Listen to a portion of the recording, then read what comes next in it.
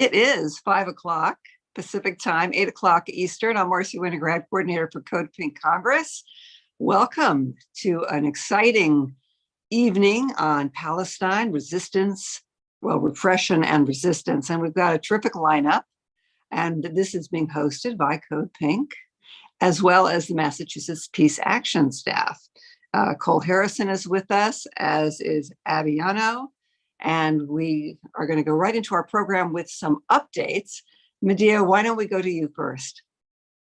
Yes, well, as you know, the war in Ukraine rages on. We're coming up in February to the one-year anniversary. There is a protest in New York City being planned for January 14th around Martin Luther King Day with a week of actions, and a protest in Washington, D.C. being planned for February 19th, both of them calling for negotiations and a ceasefire. And you can see more details on the peaceinukraine.org coalition, which you're all invited to join as well. We have meetings once every 2 weeks. I am continuing on the book tour after a nice break for the holidays. Next things coming up are North Carolina, which is Chapel Hill, Greensboro, Asheville. Looks like another trip to Seattle and maybe San Francisco, Virginia, Norfolk, Wesleyan University in Virginia, Atlanta, a number of online things, including with our friends in the UK, the Campaign for Nuclear Disarmament, the New Jersey Coalition Against Endless War, Brooklyn for Peace. And then with Ann Wright as organizer, I think it's 10-day book tour to all the islands in Hawaii. So that should be lovely.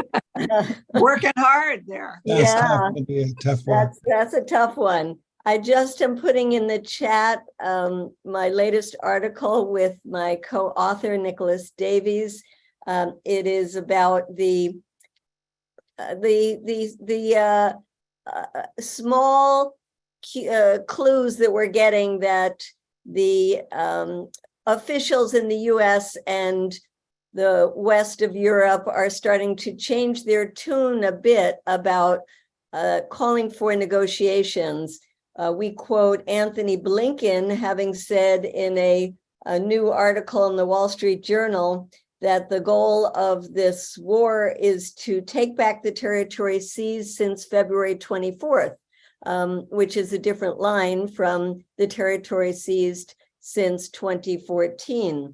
We also quote the new Prime Minister, Rishi Sunak, as having called on his defense minister to talk to his counterpart in Russia about de-escalation, which is a very different tune than when Prime Minister Boris Johnson was there, or Liz Truss, who was there briefly after him.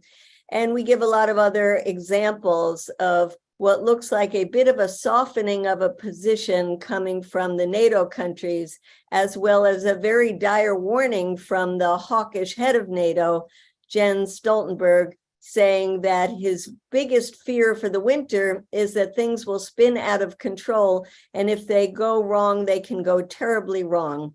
So take a look at that piece. Perhaps we're looking at the glass half full and trying to find signs that there is movement towards negotiations. But indeed, these are some of the signs that we have found. Well, that's heartening to hear and hopeful, and we need all the hope we can get. So thank you for that report, Medea. And I do want to invite everybody on the call to join us tomorrow for our Peace in Ukraine coalition call. That's at 12:30 Pacific, 3:30 Eastern. It's about an hour call, and we'll be talking about our weeks of action. That's January 13th through the 27th. It's timed around Martin Luther King's remembrance, his birthday, his legacy of peace. We'll be visiting Congress members, protesting outside their offices, this endless stream of money for weapons, fueling a fiction that this war can be resolved on the battlefield. We're urging people to get out in the street, conduct street vigils, and all of that. So if you want to be on that call, do contact Maha, M-A-H-A, at codepink.org, and she can give you the link for the call. Terrific. Okay, now is Vincent DiStefano on with us tonight? He is a national organizer with the Julian Assange Defense Committee. And if he's not with us yet, maybe he'll join a little later. He was going to give us an update. I don't know how many of you saw that ABC was reporting that Julian Assange will be given an unconditional release, I believe in March, from the Belmarsh prison where he's been held for a long time in solitary while the US presses extradition orders. So this is good news, and we want to know more about it. Hopefully Vince will join us later on. I don't think that is confirmed, Marcy. Oh, okay. Well, ABC, I don't know. I believe them, but yeah, let's wait for the details. Okay. And also people are introducing themselves in the chat. It's very exciting, coming from not only all over the United States, but places around the world. So introduce yourselves. Yes. Okay. And with that, we're going to get started with our program. We have 3 speakers. The first is Mazen Kumsia, who is he's the director of the Palestine Institute for Biodiversity. I'll give you more details on him in a minute. We have Anat Beletsky, former board chair of B'Tselem, a human rights organization in Israel. And later we will have a video with Hassan El Taib. A lot of you have met him before on CODEPINK Congress. He is the legislative director for Middle East Affairs for the Friends Committee on National Legislation. We will have a Q&A. We will have 2 actions we can take while we're on the call. And Cole Harrison, the executive director of Massachusetts Peace Action, MAPA, will be leading us in those actions. So let's begin with a video from Palestine. This is a video of Mazen Kumsia. He's an activist, environmentalist, and an author. He is the founder and director of the Palestine Institute for Biodiversity and Sustainability at Bethlehem University. He served on the faculties of the University of Tennessee, Duke University, and Yale University, and now researches and teaches at Bethlehem University. He's the author of 100 articles, rather hundreds of articles, and several books, including Sharing the Land of Canaan and Popular Resistance in Palestine. So with that, Maha, who is navigating the tech for us tonight, thank you, Maha. She's going to run the video.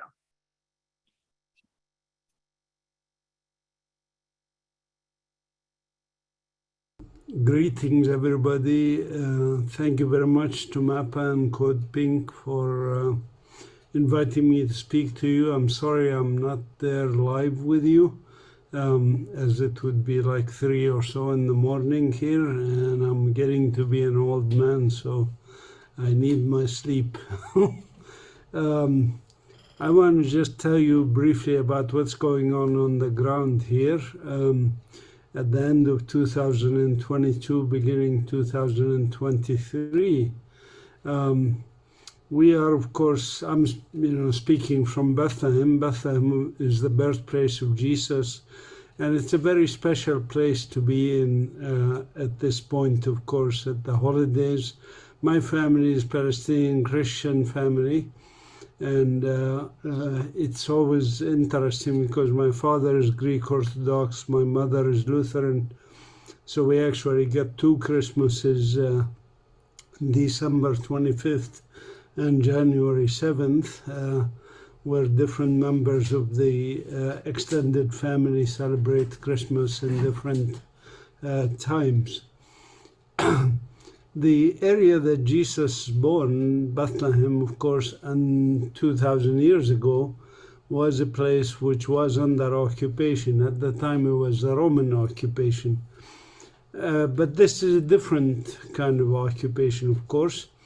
The Romans occupied this country like they occupied many other countries, but they didn't colonize it in the sense that that colonization is well understood. Palestine was colonized, and before 1948, Palestine had the majority Palestinians who owned most of the land, and 75% of Palestinians were subsistence farmers living in almost 2,000 villages and communities throughout the country. Their access to the land was 97% or so, and even the areas that were Jewish, 3%, at the time were native Palestinian Jews. Many of them rejected Zionism and were, just like my family, native Christian family. They were native Jewish families. This was the case, after 1948, things have dramatically changed. Today, less than 4% or so Palestinians are subsistence farmers. And the majority of Palestinians are actually refugees or displaced people, 8 million of 14 million Palestinians. Here in Bethlehem, we have 3 refugee camps, Aida, Azza, and Heisha refugee camps. The Bethlehem district itself has lost a lot of its land over, since 1967, when Israel occupied this area. They took over much of the land of the Bethlehem district, and now there are over 130,000 Jewish settlers living in the district of Bethlehem, which was occupied, as I said, in 1967. And that was the second stage of expansion of the Zionist project in Palestine. The situation of Bethlehem, of course, like many other Palestinian ghettos or Bantustans, is that not only were the Palestinians in Bethlehem restricted to a small area of their land, in our case, the Bethlehem district, it's only 15% of the land of Bethlehem that we are allowed to live in. 85% is for the use of the settlers and open areas that Israel maintains as military or as open areas. They refuse to allow development of Palestinians in those. And then increasingly, Bethlehem is surrounded by a wall like many other Palestinian communities. So this has been the situation. Now, what has changed in the last few months? Well, to sum it up, 2022 was a bad year. We've had many bad years in the past, but 2022, we had 235 Palestinians killed so far. Over 3,000 have been injured. Many are children, of course. And there has been over 6,000 who have been imprisoned throughout the West Bank and Gaza by the Israeli occupation army. So it is a bad year, but we expect 2023 to be worse because the new Israeli government was just sworn in. It's a government of fascists and racists, basically, who advocate ethnic cleansing openly instead of under the table, so to speak. Now, the Israeli governments have engaged, every Israeli government has engaged in ethnic cleansing of the Palestinians, but they always, some of them at least, have coached it in more diplomatic terms and more, circumspect language, if you want, but the action was still there, which is ethnic cleansing, killing of Palestinians, removing them from their land. As I said, that today means that 8 of 14 million Palestinians are refugees or displaced people.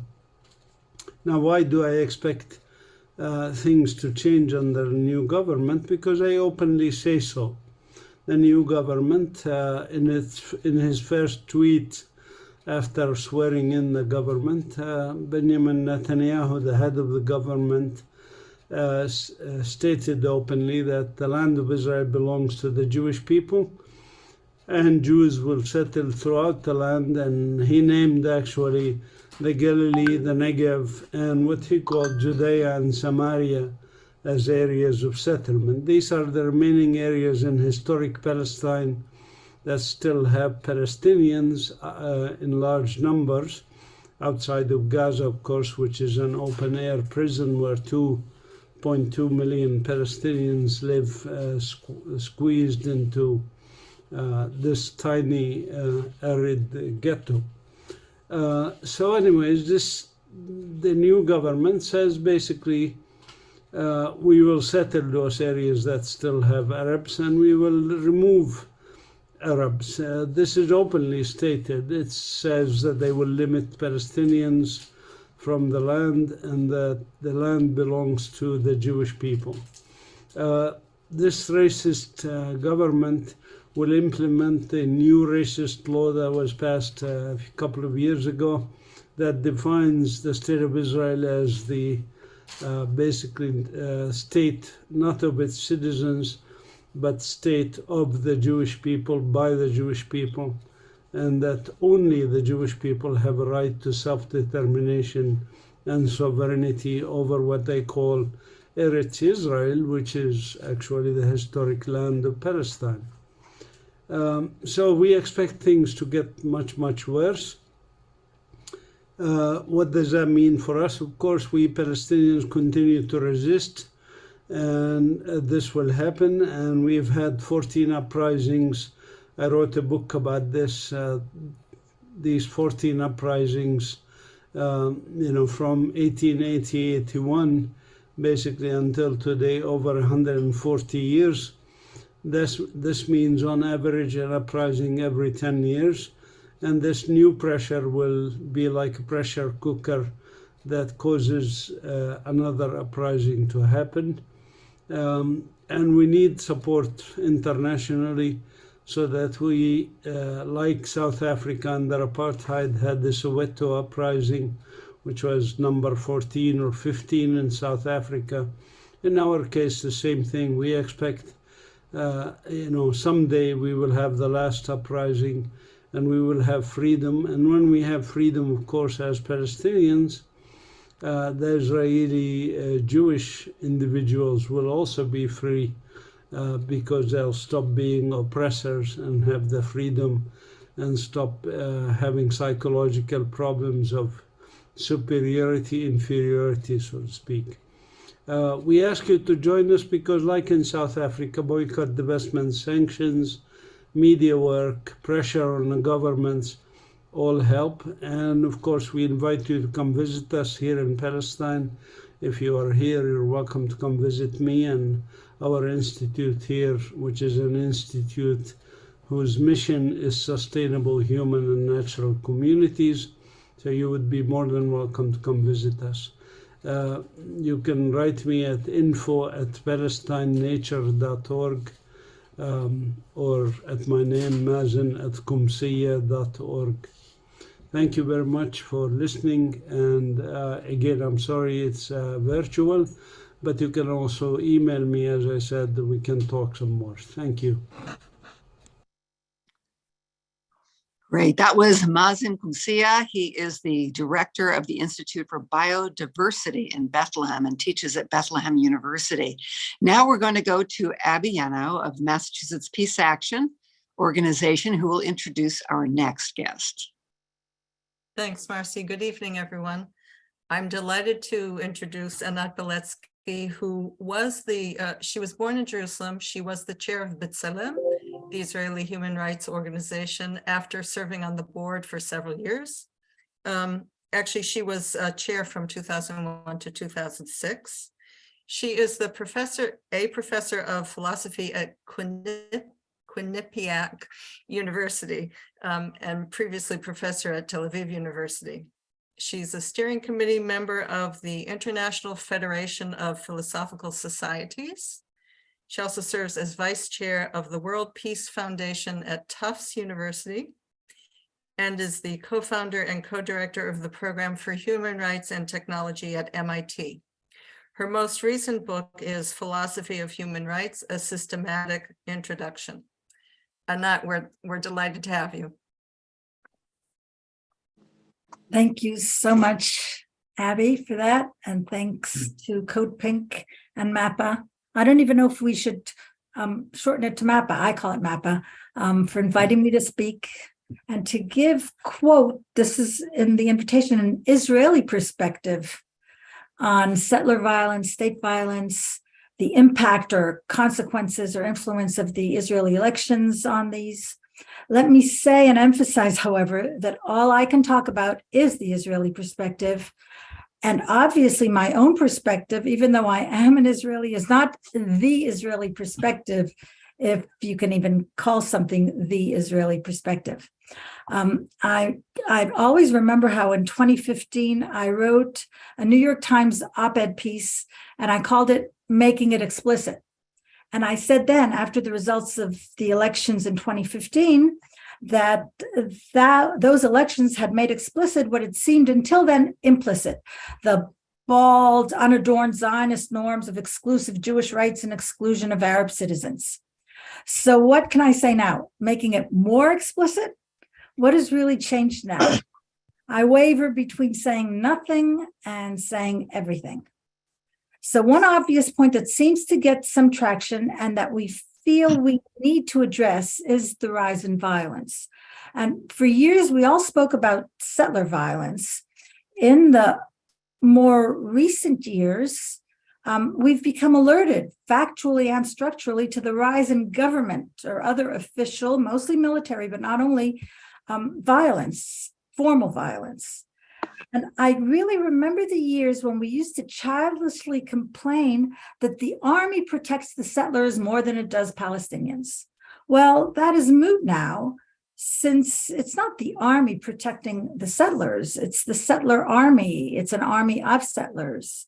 We now know that the army is also a religious army. We might and should also say that the country has become a religious country. And that has to lead to an analysis of the new government announced last week and to its purported move both towards religiosity and towards extreme militarism. Both of those, of course, are the obvious antitheses of democracy, but I want to open that up a bit. So in order to look at this new government, we can make up lists. We can look at the government, what we call an Israel government, the administration that has now been appointed or agreed to by Netanyahu and all the parties who make up the majority coalition that'll rule over Israel, or the makeup of the legislature that will pass the laws in keeping with that government. The coalition is made up of Likud, that's Bibi's party, of course, it's the largest one. Shas, which is Mizrahi Orthodox, Aguda, which is Ashkenazi Orthodox, and three far-right fundamentalist factions. They're both religious and far-right. Smotrich's religious Zionism, Jewish Power, which is Ben Gvir and Noam. All together, they called themselves a religious Zionism, and they got into Knesset with an amazing number of seats, 14 seats. Beyond that, when I make up these lists, there are 31 ministers, only 5 of which are women. There are newly created ministries, for instance, the Ministry of National Missions. There are new jobs within old ministries. There are programs for external education. So there's the Ministry of Education, but there's somebody else, a minister in charge of external education, Jewish identity, Jewish culture. In other words, if you look at the people and their jobs, you get quite a different structure and factual content of what one calls in America government at large. The people themselves are frightening. Some of them we know well from other places, others from previous governments. Smotrich from Religious Zionism is called another minister in the defense ministry, except for being Minister of Finance. Ben Gvir is a terrorist, an acknowledged terrorist from Jewish Power, and he's now Minister of National Security. I don't know if one can be even cynical about that. He's the person who went up to Temple Mount this morning, this Israeli morning. Remember Arik Sharon and the Second Intifada started that way. Ron Dermer as Minister of Strategic Affairs. Itzhak Vesserlauf as Minister of the Periphery, Negev and Galilee. 2 additional people are ministers in the Prime Minister's office, but they don't have any exact definition. If we're looking at lists, we can also look at the laws that have already been passed for the purpose of appointing that above list, but also to placate the members of this crazy coalition. So, for instance, they've already passed the law that anyone convicted of offenses without custodial sentence can be minister. That's for Aryeh Deri. two ministers can serve in the same office. They had to do that to put all of these terrorists or extreme rightists in. There has been an expansion of the powers of the national security minister. That's for Ben-Gvir. And the laws that they have already proposed, and we've never seen such speed. A law weakening the Supreme Court, saying that Parliament can overturn basic laws with a simple majority, political appointments for 2 out of the 3 roles of Attorney General, changing education regulations completely. I can just go on and on. It's amazing. If you've been reading Haaretz or any of the other newspapers over the past few weeks, you just can't get used to, can't at all ingest that kind of speed of changing the country. But what I want to add some words about are the deep political and I dare say cultural implications of all of this. So here's what people in Israel and abroad have been saying. People are calling this religion versus secularism. Some are calling it Jews versus Palestinians. Some are saying this is a destruction of a state of law. Some call it fascism. Mazen just said racism. Some are calling it authoritarianism.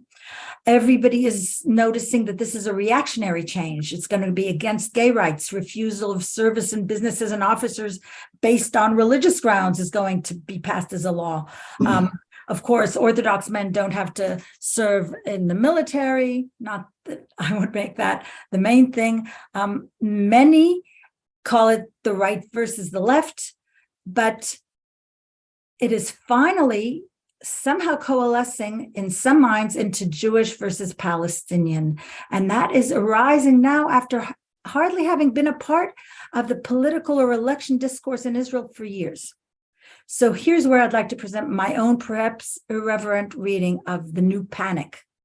I can only speak of and about Jewish Israelis. I don't pretend to speak for Palestinians, and I shouldn't speak for Palestinians. But I would, in fact, like to debunk some of these current mantras, because one must look at the current hysteria among many leftist, so to speak, leftist Israelis and many liberal, so to speak, liberal Jews here in the US in more critical fashion. Who is it that is suddenly so worried? It's Jews worried about their own woes, not about the Palestinian tragedy.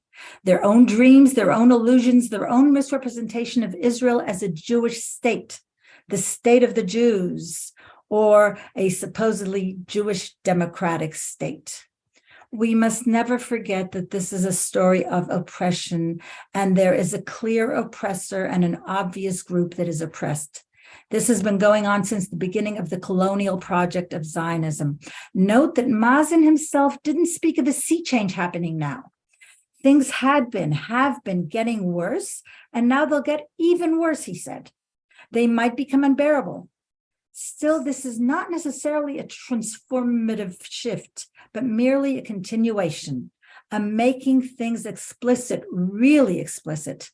Explicit is the colonial state that's always been there, always based on Jewish supremacy, which has been the lodestone of Zionism. And that's why it's Israeli Jews rather than Palestinians and the whole democratic or supposedly democratic world who are in a panic. Not really because the country has become fascist and the occupation has become legalized. It's because these phenomena have now been exposed as the very essence of Zionism.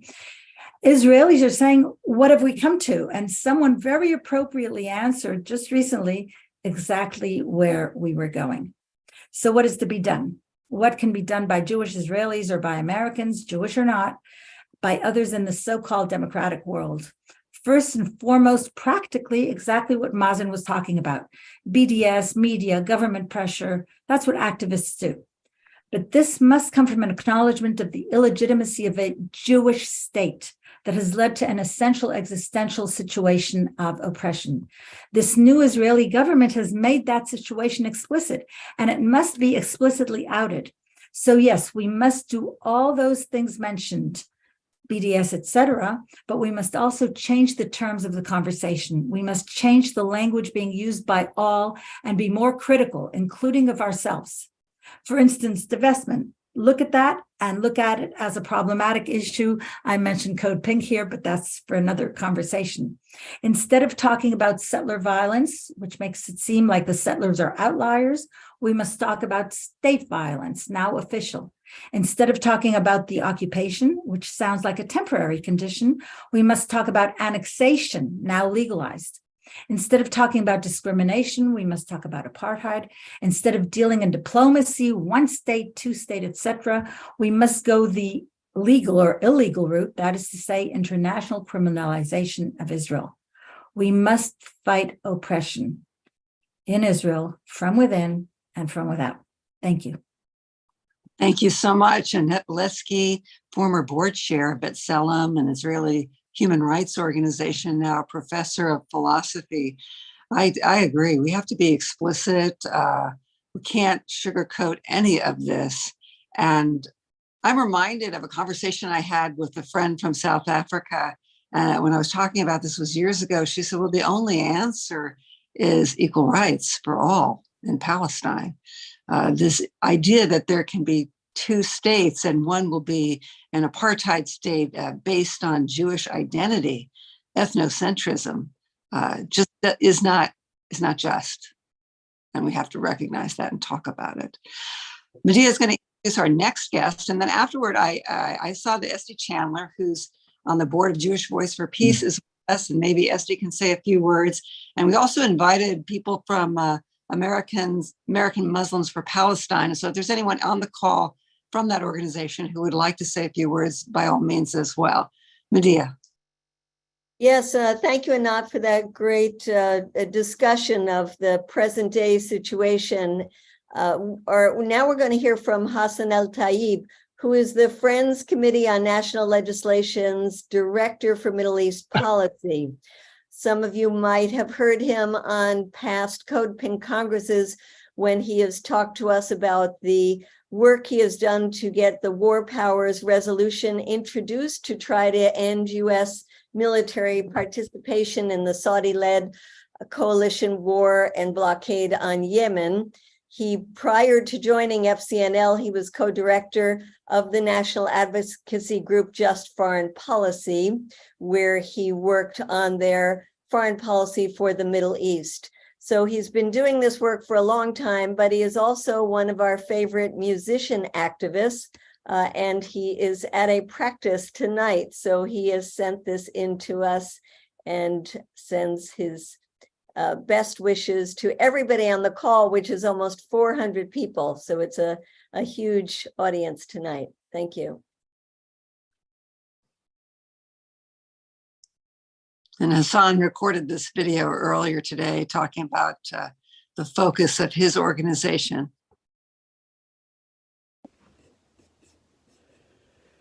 Hello, everyone. Thank you so much for your sustained advocacy on a whole bunch of issues, including peace in the Middle East. I'm Hassan El-Tayyib, FCNL's Legislative Director for Middle East Policy, living here in Washington, D.C. I can't be there today in person, but I'm so glad to be able to address you, on this pre-recorded video. I know you probably heard a whole bunch of information, and I hope none of this is a repeat, but I want to give some thoughts on a recent trip I had to the region, what I think is possible in the 118th Congress, and maybe some thoughts on effective activism strategies. This, as you know, is a very hard time for Palestinians living under occupation. There's an extremely hawkish right-wing Israeli government that just took power, and the chances for peace in the short term and medium term are looking worse than ever almost. In the spring of last year, I spent almost a month in Israel and Palestine. I went out there in hopes of deepening my understanding of the conflict, in hopes to gain new connections with people that are working for peace on both the Israeli side and the Palestinian side. I had conversations with cooks, taxi drivers, NGOs, diplomats, and literally everybody in between. I toured the West Bank with Breaking the Silence and got a firsthand look at the horrors of the occupation, extremely disturbing on many levels. I think the most impactful experience I had while I was there, though, was definitely at the Ramallah Friends School. This is a 150-year-old Quaker school. It is just a fantastic place of higher learning. And I stayed with them for about a week. I went from class to class, talking to students about their life under the occupation and the things that they were really concerned about. To say that these students had to grow up too fast under the occupation is definitely an understatement. During our time together, they talked about these restrictive checkpoints, other forms of control and repression. And it just broke my heart, and it gave me a lot of food for thought about what we need to do here in the United States to turn the situation around. On the last day of my trip, I actually woke up to the horrible news that Shireen Abu Akleh, the dual Palestinian American citizen and journalist at Al Jazeera, had been killed while reporting on an Israeli military raid in Jenin. And after landing back in Washington, D.C., I watched really in horror as there was footage of Israeli soldiers beating pallbearers and just horrors that were ensuing as a result. And despite numerous media investigations and firsthand accounts by eyewitnesses on the ground, we have continued to see a denial of responsibility by the Israeli government. They've gone as far as to say, it may have happened, but we don't know for sure, and we're certainly not going to be changing our practices. So this is, I think, something that I wanted to bring up in particular because I see that as an opportunity for progress. After 6 months of advocacy, from May, when Shireen was horribly murdered, to, all through the 2022, we saw members of Congress like Andre Carson lead a 58-member letter to the Biden administration calling for an investigation. We also saw Senator Van Hollen lead a whole bunch of members of Congress, on supporting an FBI and State Department investigation. We saw, several bills and amendments. We also saw folks like Mitt Romney speak out. And I bring this up because, on this particular issue, Israel-Palestine, there's obviously, a lot of politics working against us, but I see this Shireen situation as a perfect storm of things that it's just gone beyond the pale, and it's something where I see us having a real potential in the 118th Congress. The Biden administration has already started an FBI investigation into this murder, and we need to support that investigation and make sure it's as robust and as transparent and thorough as possible. So that's why in the 118th Congress, I'll be working with Reps Carson, other reps in the House, but also Senator Van Hollen, and as many people as I can get on board to publicly support this FBI investigation so we can finally get accountability and try to prevent things like this from happening again. It'll also tell us whether or not U.S. weapons were used in the assassination of Shireen Abu Akleh, and that opens up the door to a lot of other avenues for advocacy and legislation to hold folks accountable. So that's one major issue I'm working on. I also wanted to give folks a quick update on some of the things I've been working on around the Gaza blockade. Obviously, the humanitarian crisis that's been ensuing due to the collective punishment of millions of Palestinians essentially living in an open-air prison breaks my heart, and we have to do something about this issue. I worked with Reps Barbara Lee and Reps Pocan on a government accountability, or a GAO, letter on the humanitarian impact of the Gaza blockade. That letter was sent in the fall of 2022, and I'm hoping that we actually get a full, transparent reporting about the humanitarian impact of the Gaza blockade sometime in 2023. And when that comes out, I would love to reconnect with everybody here and work on new legislation, based on that reporting and the recommendations from GAO, that we can get folks on the Hill to say enough is enough. It's time to end these, inhumane restrictions on movement and access that are making so many Palestinians suffer. I could say really so much more, but I think that's probably a good place to leave it. Sorry I couldn't be there in person, but I hope to connect again really soon. And thank you all so much for your great advocacy. Thank you so much. That was Hassan El-Tayyib of the Friends Committee on National Legislation. And before we go to our Q&A, I wanted to bring in a couple of other people. Vince DiStefano. Marcy, I think we're going to go to the action. Cole's going to. Action. 1 minute. I just want to hear from a couple of people before. And one is Vince DiStefano, who is a national organizer on the Assange Defense Committee. And we know that Julian Assange published thousands of documents that detailed US war crimes and also the crimes of the Israeli government. So with that, Vince, can you just update us a little bit on the news today? Yes, I can. There's a couple of things that have occurred in the last 2 weeks, literally. I've been doing this in detail for 4 years, and quite frankly, like the situation in Palestine, I've been ready to stick my head in the oven because it seems there is no hope on the horizon, but there is a tremendous amount of hope. First, there was a joint letter by 5 publishers, New York Times, El País, Le Monde, The Guardian, all calling for Julian to be released. That was incredible. That came on the tails of Jamie Raskin introducing the Press Act, and that is the protect reporters from exploitive state spying, the kind of exploitive state spying that they have done on Julian. But most importantly, what Marcia is referring to is Anthony Albanese made a statement about 2 weeks ago saying that Chelsea Manning, the heroic Chelsea Manning, let's face it, she broke the law, but she did so for moral and courageous purposes.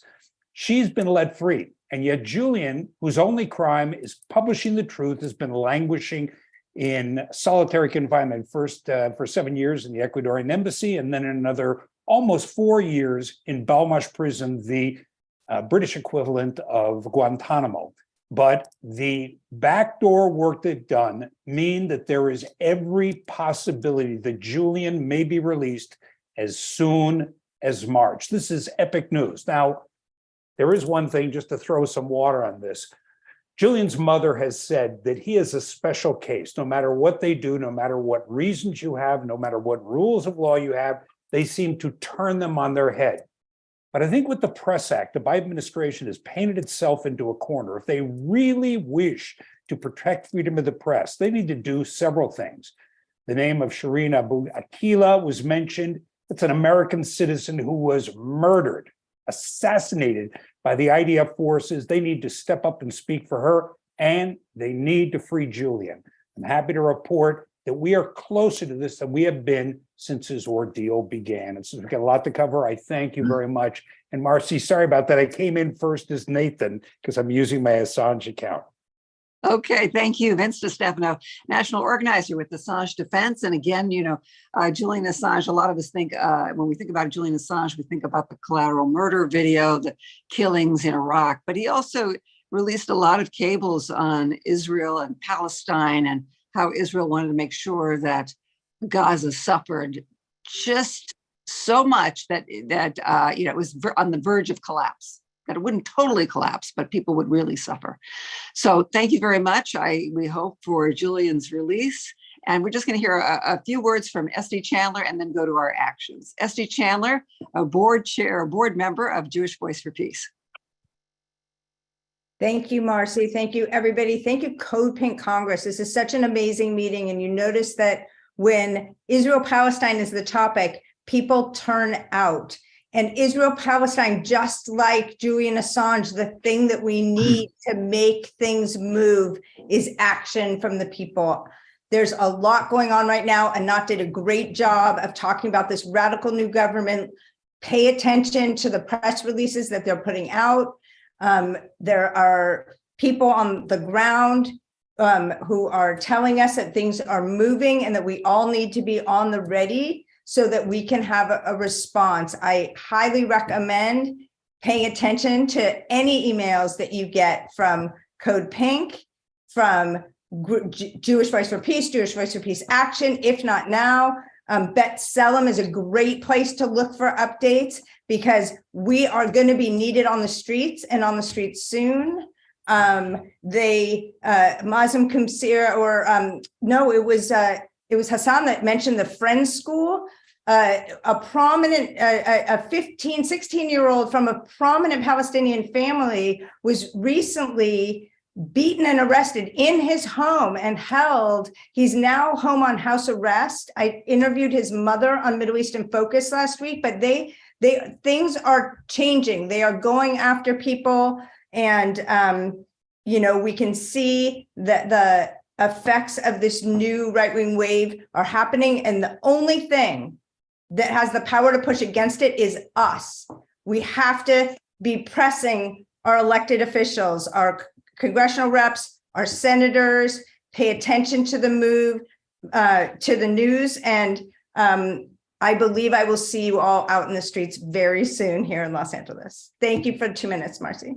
Thank you, SD Chandler, board member of Jewish Voice for Peace. With that, we're going to go to Cole Harrison, the executive director of Massachusetts Peace Action, for actions tonight. Let's take some actions. Thank you, Marcy. We got 2 actions for people to take tonight. In CODEPINK Congress, we don't just give you information, we also take action. We have 385 people on this call, and we want 385 people to do 2 things. Number 1, and as Maha has just put in, justice for Shireen Abu Akleh, the voice of Palestine. This is what Hassan was talking about. She's a Palestinian American journalist. She was a 25-year correspondent for Al Jazeera. She was shot dead by Israeli soldiers in May. She's a U.S. citizen. And after great delay, the Justice Department has opened up an investigation, but only onto whether U.S. weapons were used to kill her. But nevertheless, that's action. And so we want to support that. There is a bill, as Hassan mentioned, the Justice for Shireen Act, which would have the U.S. government push for accountability and an independent investigation. So please go to that page right now and fill in that form and send it to your members of Congress. And again, I would appreciate if we could get all 385 people to take that action. And then the second one is to condition U.S. military aid to Israel. Every year, the U.S. taxpayers buy the Israeli government $3.8 billion in military equipment, while their military and settlers continue to harass, kill, and expel Palestinians from their land. So we want to call on Congress to stop rewarding and enabling these crimes until the U.S. government grants equal rights to everyone living under its control. So that's our second action, and please go ahead and take that action now. And while you're all taking that action, we'll go back to Q&A. Marcy? Thanks so much, Cole, for leading us in those actions. And if you haven't already taken the actions, you still have time, and do share them, please, with your allies and so on social networks. Okay. And remember, we also have Ann Wright to give a quick update on the Gaza flotilla. Oh, great. Yeah, Ann, let's hear what's going on. Yes, thank you all for hosting everything. We will have a flotilla in 2023. The last one was in 2018, but COVID and everything else came up. This is a little different. We're going to have the flotilla first up in Northern Europe, and that'll be in the summer of 2023. And then in 2024, we'll actually sail down into the Mediterranean. All of this is to create educational opportunities for ports that we go into.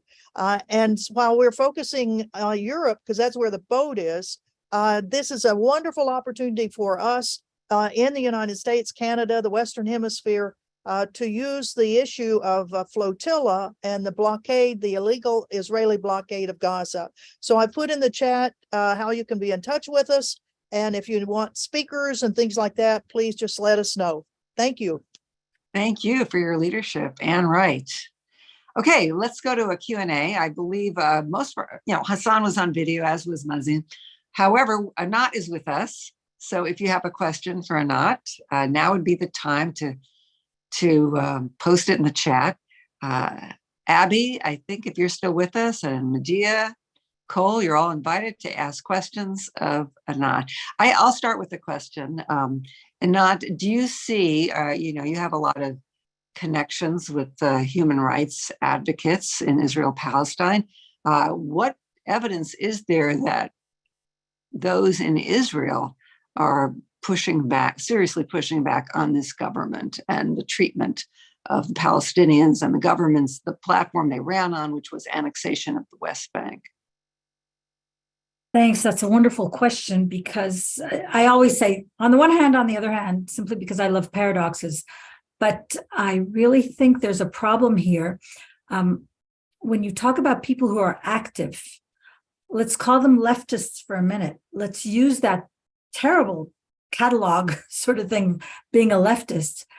In the elections of 2015 or 17, I can't remember. No, 2019, actually. So all of 3 years ago, the last set of 5 elections or whatever, people were asked if they considered themselves leftists, and 20% of Israelis, of just regular voters, said yes. Some said they were moderately left or extreme left, but it was 20% who said about themselves, I'm a leftist. And these elections, about 3 months ago, the same poll came out and 3% said they were leftists. Now, this is crazy, and I don't know how to analyze things like that in questionnaires and what it says about public opinion or public identity or what people think of themselves. But to go from 20%, which was not great, if you think of the original Israel, so to speak, it was half labor, half Likud, and we all thought half of Israel was normal, so to speak. Half of Israel thought we should give back the territories, sort of mantras like that. 3% are now willing to say about themselves that they're leftist. That's devastating. It's really devastating. Now think of those 3%, how many are really active or really doing something? And that leads me to the beginning of your question, people working in human rights. Real activists, even professional activists. The organizations are amazingly active. They're doing things, but they're a terrible risk. Israel, what was it, a year and a half ago? I think it was September of 21. Israel criminalized 6, now it's already 7 organizations, Palestinian human rights organizations, made them criminal. They haven't done that yet to the organizations in Israel, but it's absolutely frightening. And I'm close to many of them, very close to many of them. So the headquarters are being burnt every other day. There's torch. Nobody reports on it. Nobody reports on the fact that they're being harassed all the time. So when you ask about activism in Israel, I'm a Pollyanna, so I just show or talk about what the organizations are doing. But when you look at Israel in a more local, but general fashion, there's very little to be done. There's very little to do. All of us, I'm sure everybody here, we are all on these lists, these mailing lists. So come here and come there and go to this demonstration or that demonstration. We think our bubble is the world, but no, it's a bubble, and it's a very, very tiny bubble. So in that sense, I'm not only not Pollyanna, I hold on not to land in deep despair. So now when I hear you, I'm thinking it's really up to us. We're in the United States, our own government, to cut off the funds, to really investigate the killing outside the Jenin refugee camp. It really is in our lap. So at some point, I'd like to bring in Esty to this Q&A and to talk about what JVP is doing. But Medea, perhaps you have a question. Well, there's a question in the chat, Anat, for you about what is the situation with the young people who refuse to serve in the IDF? What organizations can people go to if they want to support them? They're the old 5 organizations. I don't even remember their names, but there's the Refusenik net. There's Misarvot, which is nice. The grammar is feminine rather than masculine. The Misarvot is we refuse, but we women refuse. The numbers haven't grown at all. I mean, if you look at when the first 12th graders, it's not the first one was when kids who were in school with me wrote that first letter in, what was it, 1972, I think. But the big rush of refuseniks since the 90s, since a little after Oslo, it hasn't grown at all. It's there, it's active, it's in the same way, but we see the numbers and, we know the people, and it's in the tens at most at any given time. So it's worth supporting, because you never know what will bring the real spark. But it's the same people. I don't want to sound so defeatist, but it's the same people doing these same things. The nice part of it is that there are new generations all the time. I mean, if you just looked at us as a bunch of grandparents standing there, no, there's new ones all the time, new 12th graders. But it's not something that's taken off, that's become an in thing in Israel. Let's refuse for political reasons. There's refusal for rational reasons. People want to go get a job rather than go to the army, but that's a different thing.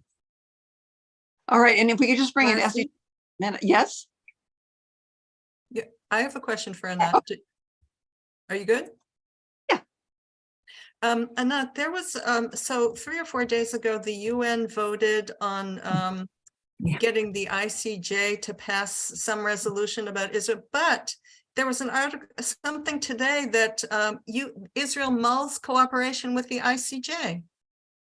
I didn't see that, and that sounds crazy. So I don't know. I'll look it up. Thanks. But that decision to go to the ICJ is really interesting. There's the whole issue of the UN. What's it called? Her Francesca, who she has been under attack, and there has been a wave of defense. But the ICJ is a different group altogether. It has nothing to do with the rapporteurs. It's another group that was appointed by the UN. They came to Boston on November 1st. I think it was October 31st. A bunch of us met them, and they said they would dare to do this, to somehow get this to the General Assembly, to get the UN to go to the ICJ for that opinion. And they've done it. And of course, it was interesting today to see who voted for, who against, and who abstained. And it's changing. There were many, well, maybe not many, but there were several European countries that voted for, and many abstained. Many of those who had traditionally been on Israel's side have abstained. So I find that most optimistic. And one more thing about what, Marty, what you said about America. We've always said, I don't know if it's true, we've always said that not the solution, but somehow the answer will come from the United States. The pressure, American pressure, is something that has to do something, and that has changed too. It's changing slowly, but look at 27 people in Congress in a certain group saying something, whether it's about Shireen Abu Akleh or other issues. People are speaking up. It's just taking a long time. Yes, and I remember during the Israeli invasion of Lebanon, the bombing, I remember a reporter asking a general in Israel, how long is this going to go on? This is horrific. And his response was, as long as the world will tolerate it. We're image sensitive. So that's something to keep in mind. And before we bring Esty in, I just wanted to also share that here in the United States, the focus also has to be on our school boards, on supporting ethnic studies. Because this is under attack by Zionists throughout the country. My own teachers union in Los Angeles is being sued for wanting to teach about Palestine and Palestinian human rights. So please find out what's going on with your schools and ethnic studies and the attacks on ethnic studies. Esty, just maybe you can share a little bit with us about the makeup of the Jewish population in the United States, who's affiliated, who's not, JVP, what you've done, whatever you want to share. Well, what I want to hop onto what you were saying about the ethnic studies. And if there are people who are interested in the education system, there is a working group. There's an organization that has been formed. I don't have the information in front of me, but if you write to Marcy at CODEPINK or write to me, Los Angeles at jewishvoiceforpeace.org. I can connect you with that working group. Obviously, if you have a background in education, if you have kids in school, that's all great. But this group has been fighting back and winning, and they're, working on this lawsuit to defend the wonderful teachers of UTLA. So that's a great thing that is in our grasp. The other thing that was mentioned is BDS, boycott, divestment, and sanctions.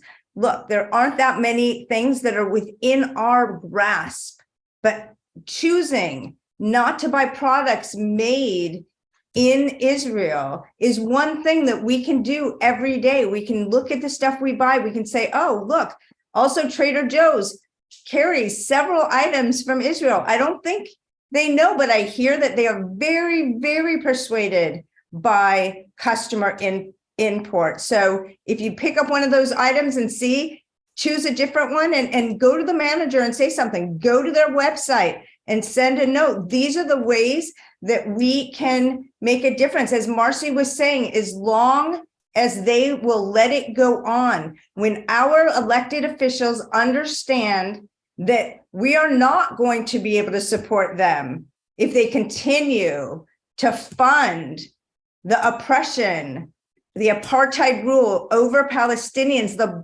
disgusting, inhumane blockade of Gaza, that we simply are not going to be able to support them, that we are withdrawing our support from, and do not want to be represented. When that price gets too high for them, that's when we're going to see them making change. That's when we're going to see these younger, in the last cycle, there were candidates who were openly speaking about it. And that's when we're going to see them rising and taking office. As I said, there's a lot of moving parts right now, so please pay attention to your emails. Great reporting in places like B'Tselem that are on the ground. Also support local Palestinian organizations. Palestinian Youth Movement is doing great work. They're on the ground, they're organizing actions. If you can, support them. Keep tuning into CODEPINK Congress, because they will always be having guests on and be telling us about great new actions that we can take place. Don't pay attention to the reporting by the ADL. There's actually a campaign to drop the ADL. If you want to know why, Google ADL Los Angeles, and you'll see oil splurge of information about the horrible, horrible things that they've done to minority populations in the United States, including acts that I'm sure were not legal. Let me just add to that. There was a wonderful article in Jewish Currents about ADL, really to the point. I've sent it to MSNBC. Just they should be aware of that, because they're constantly interviewing ADL people. And I'm not sure that people know what ADL is. Anti-Defamation League. And they're deep into the schools. They do training on tolerance, but few realize that their agenda is to carry water for Israel as a Zionist state. There's these lawsuits, some of the assertions they make are that Zionism is integral to Judaism. So that if you criticize Zionism, the idea that there should be an ethno-state, a Jewish state, you are anti-Semitic. And that's where we're at today. So support your local school board that's promoting ethnic studies and legislating for ethnic studies. It's really important. We are at the top of the hour. We've been here an hour. And so I just want to bring this to a close. I don't know, Anat, if you want to say anything before you leave, and then maybe we have a few announcements and we'll say goodnight. So Anat, if there's anything else you want to add, now would be the time. I've just talked too much. I'm just sending, somebody asked for the link. Did somebody already send it? Jewish Currents, it's there already. Great. All right, John did. Wonderful. No, I just want to say that I've tried to not pass on my deep, deep, deep despair. I always say despair rather than desperation. Desperation gets you to that somebody. Yeah. It's always darkest before the dawn. So yeah, I mean, for me, my feeling is it's so explicit now, the apartheid, and that it will be very hard for people to deny this, to talk about Israel as the only democracy in the Middle East and so forth. So we'll see. Okay, Medea or Cole, Abby, any announcements you want to make? Well, I want to make an announcement that while many of us are not happy that the Republicans control the House if they can figure out who their speaker is going to be, a new phenomena happened today, which is that the House side is now open to the public. It has been closed for almost 3 years because of excuses like COVID and the January 6th uprising. And when we kept asking the Congress people, when will it be open again? The Republicans said, when we take over the House. And sure enough, today it was open to the public. The Senate side, which is still controlled by the Democrats, is not open. So go figure.